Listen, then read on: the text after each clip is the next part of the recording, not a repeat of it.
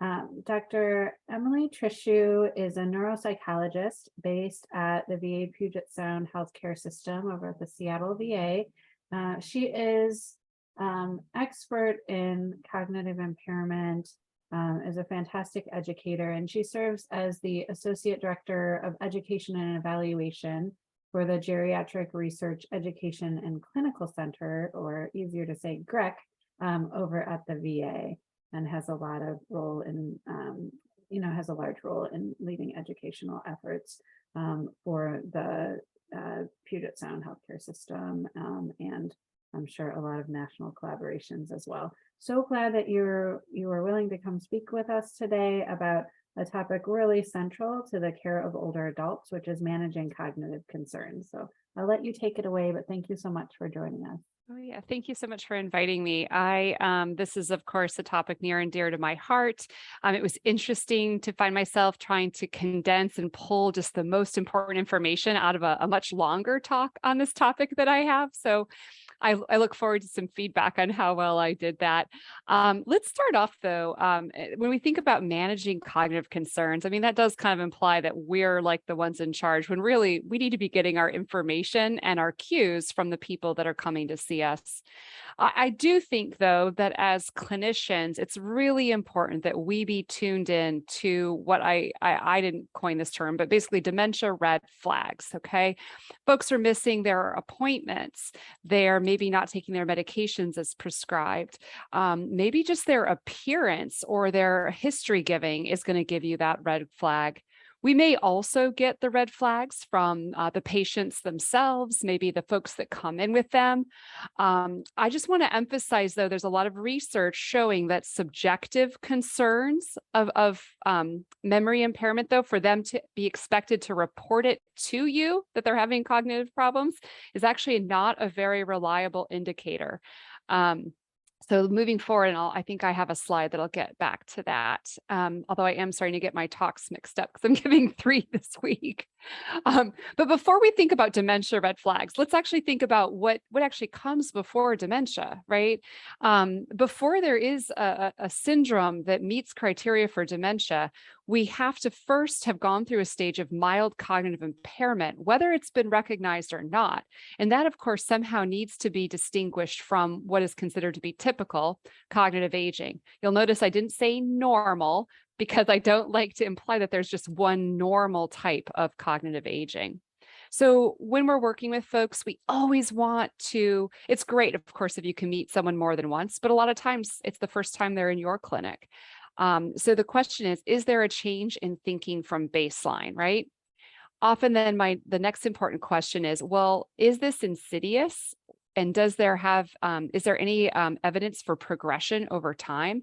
I think everybody feels more confident what to do if there's a sudden drop, right? This is a more emergent, urgent situation. But when it creeps up, when it seems to be slowly getting worse over time, but that's hard to assess, that's when it gets even more challenging. But importantly, we need to think about whether the change or changes have had a negative effect on independence for instrumental activities of daily living. It could be for basic activities of daily living too, but those more typically are at later stages of cognitive impairment or due to some sort of a motor sensory issue. So I always hone in on instrumental activities of daily living. So if the first 2 of these, If the first 2 of these are answered yes, you might find yourself thinking that there could be evidence for a dementia, but you do have to have that third one as well when it comes to clinical criteria. Let's see. But then, and I'm focusing more on, well, what do you do if that third one was a negative? They're actually fully independent. How are we going to manage that? So I'll be talking about both, but so in normal aging, which by the way, everyone experiences some cognitive changes with aging. I can't remember if I have this, I don't think I included this slide, but things like processing speed actually start dropping when one's in their 20s. You just don't really notice it because other abilities are actually getting better and they kind of balance it out. The tipping point seems to kind of occur in one's 50s, maybe early 60s if you're super awesome, where you're no longer building new cognitive strengths, relying on the ones you have. And then that inflection point occurs with things as they're going downhill. And downhill is relative. These are small changes, but enough that a lot of folks in their 50s and 60s start to become more aware of the subtle changes in aging. So not everyone experiences the types of cognitive changes that could indicate either preclinical or mild, oops, sorry, I thought I had a box to emphasize mild cognitive impairment or dementia. But you can see here kind of the different aspects of what might be going on. So thinking about mild cognitive impairment in older adults, the rates are high, basically, is the take-home message here. I've got two different articles that I pulled from. You can see rates as high as over 60% for those over age 85. Some conservative samples that were more US-based show a lower percentage of about 37% in those age 85, and it drops because age is the greatest risk factor for developing dementia. But it does matter if someone has mild cognitive impairment because it is a risk factor for developing dementia, and the rates of those who develop dementia each year post mild cognitive impairment diagnosis does increase. Importantly, though, not everyone who has mild cognitive impairment develops dementia. There are many other health conditions, whether it's more physical health or mental health, that can give that mild cognitive impairment profile. So we think about mild cognitive impairment as part of this continuum. And ideally, I want you to always be looking for it because it is an ideal point of intervention and perhaps maybe even to try to intervene earlier. So back to our dementia red flags. I have basically put together this very simple action plan. It's maybe even overly simplified, but always number one, when folks come in with cognitive concerns or you've seen dementia warning signs or other people report dementia warning signs, try to rule out, gather data, and rule out is what I would say. You want to think about what are the potentially treatable causes of cognitive decline.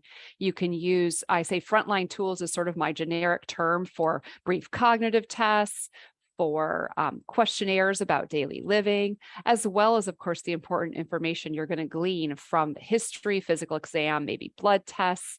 And once you kind of rule out big, potential contributors, ideally you can monitor someone over time.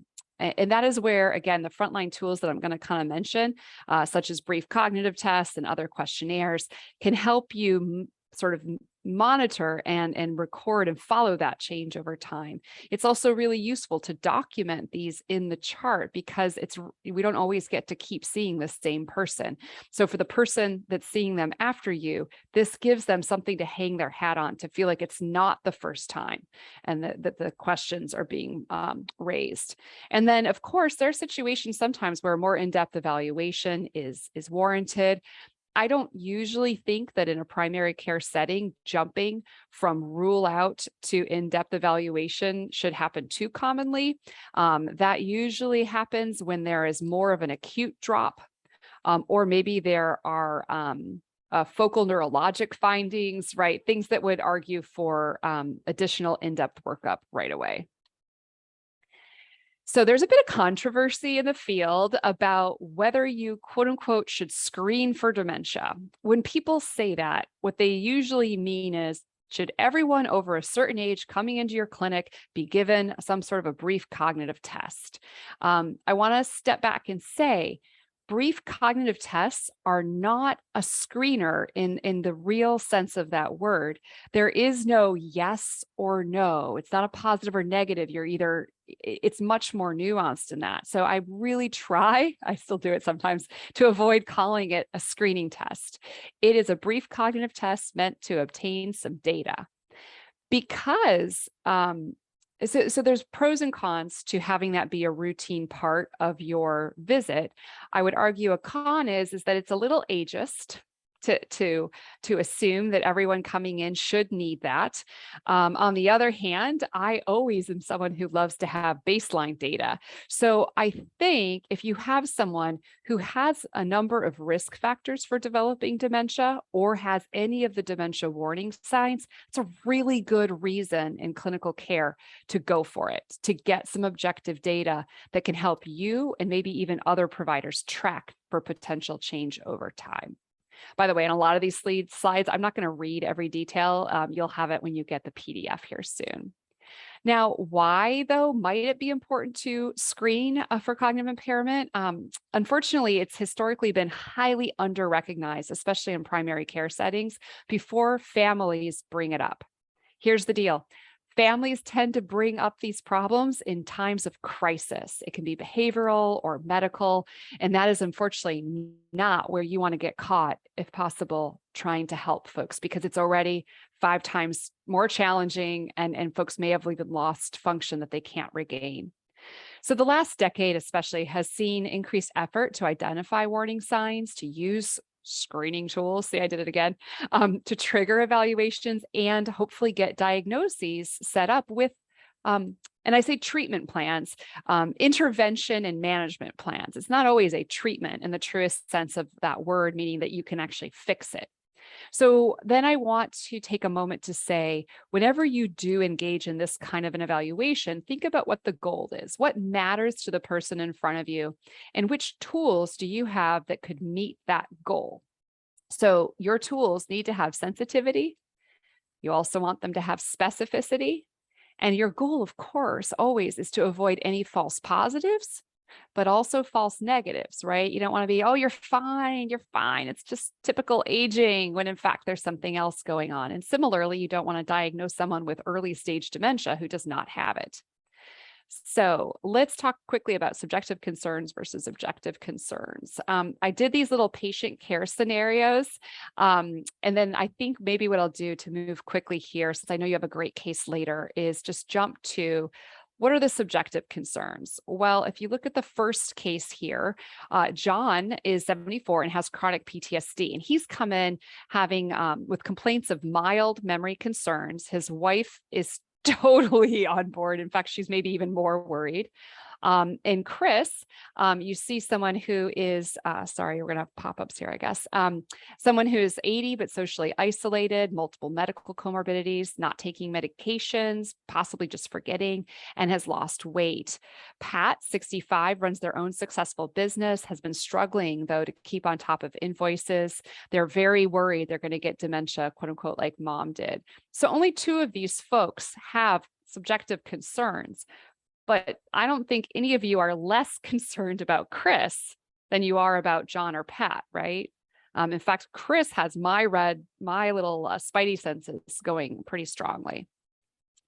And so I think I may go quickly here. I'm not going to read over all this. It's just letting you know that there's poor sensitivity of subjective memory impairments when people report them. And therefore, people who don't report, if you ask them, are you having any problems with your memory? And they say no, that does not mean they're not having problems with their memory, unfortunately, because having problems with your memory often is an indicator of when folks have what's called anosognosia, which is where one does not have a self-perception of one's own deficits. So it's quite noticeable in later stages of dementia, but for some folks, it's one of the earlier stages or earlier signs. Okay, again, I'm not going to read this. So let's think more about, not that we should ignore subjective concerns, but really it's important to gather information about objective information. And so we have our 3 cases here. We're going to administer a brief cognitive test. Here's some really good reasons why you might want to do that. I won't read these either. The very bottom one is one that I don't think gets brought up very often, especially in certain medical settings, and that is, we might sometimes need to question whether someone has medical decision-making capacity. And I was recently consulted on a case where someone wants to go home against medical advice. And the question is can they make that decision? And a brief cognitive test certainly won't diagnose them with something, but it could help assess whether that is part of, that might be something getting in the way for them. Let's see. Oh, and this is just something I wanted you to have, because sometimes people say, why should I do early diagnosis? Is there any benefit to that? We don't have a cure. So I give you this list to peruse at your leisure of many good reasons why early diagnosis exists. So what makes a good brief cognitive test? I've already commented on sensitivity and specificity. I also would like to say, though, that they need to be pretty easy to administer. Still, some training and practice. They can't take too long. They can't be too awful for the person being tested. And frankly, they need to be somewhat cost effective. A company copyrighted the mini mental status examination, and the costs, at least when they did it initially, I don't know what they are now, were just ridiculous to use in any kind of a widespread capacity. And therefore, very few people use the MMSE anymore. I should also add the MMSE has poor sensitivity and poor specificity. Let's see. I think the MoCA is a much preferred test to use of the brief cognitive tests. It's well designed. I think so because they frankly stole bits and pieces from some of the best parts and most sensitive parts of neuropsychological evaluations. They do look at more than memory, which is important because not all dementias are characterized by memory loss. The challenge is, though, is it needs to be administered in a standard manner. And I'm including the top administration errors here for your reference later. And you want to be thoughtful about the fact that none of these scores are absolute, right? There can be some ranges where you think someone's score might be normal, maybe suspect for mild impairment. But again, these are not diagnostic tests alone. I also take a moment, if there's anyone who has VA connections, well, for anyone, actually, as of February 2021, the MoCA developers have an expectation that folks are trained and certified on these measures. It's a single time cost. There are very rare exemptions. The irony is that the original version is really no different than the current version that they say that you need to be certified for. Regardless of how you make your own decisions about whether to use or not use this tool, I do recommend you read the instructions, that you pay attention to easy mistakes to make. Otherwise, the scores won't transfer really from person to person if there's someone different administering it. At the VA, we kind of are using the slums these days, the St. Louis University mental status. I wanted to put a few caveats here for it. I do kind of dislike it, but at the moment it's about the best that we have because our facility is not putting money out to train folks on the MoCA. So it's acceptable, but it's not great. And you can see some of the reasons I see here. And there's more as well. If anyone's curious, I'm happy to talk about that on my own at some point. Jumping ahead, the mini cog is another tool used often in primary care. It is a good little tool. It's about the quickest I know of, but quick and dirty sometimes go together. So just know that someone could score in the no impairment range and still have impairment. And if you get someone in the 0 to 2 range, I think you have far more than possible impairment going on. But if in a pinch, there's an expression for it. When someone gives you like their big concern only comes out as they're like walking out the door and you can't let them leave without doing something, this might be a tool for that time. So back to our patient care scenarios. Let's imagine John was given, he definitely had the subjective memory concerns, and he was given the slums, and it's a 20 out of 30. So if we have time for discussion, we could talk about, well, what are the next steps we might need? Chris does not have subjective memory concerns and scored only a 2 on that mini cog. I think some pretty different next steps are probably coming to mind for you all. And then Pat, who's running their own business still, has subjective concerns and really falls into that gray zone there with a 24 out of 30 on the MoCA. To my mind, this is sort of concerning for mild cognitive impairment.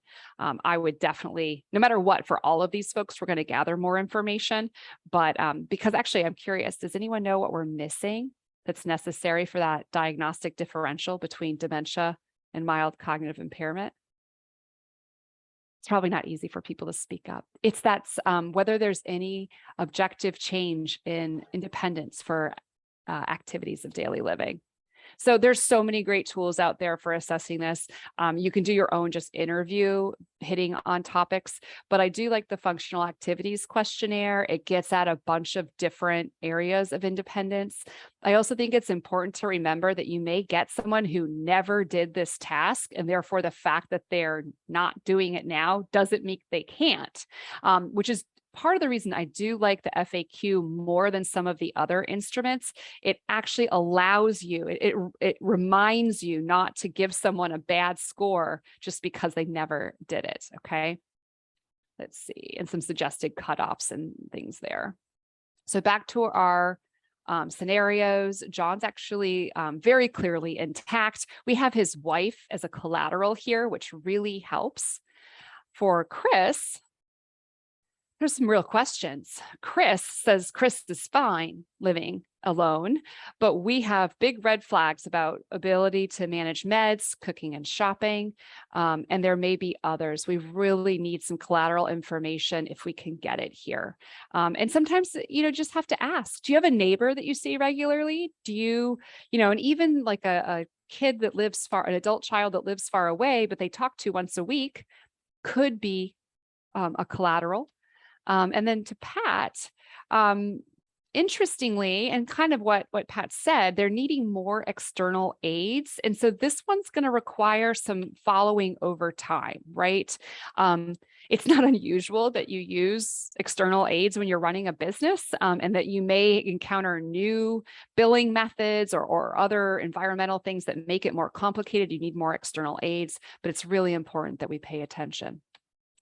So let's see. So here is, sorry, I should have taken out the animations here. We can come back to these, but I think I've sort of hit my time.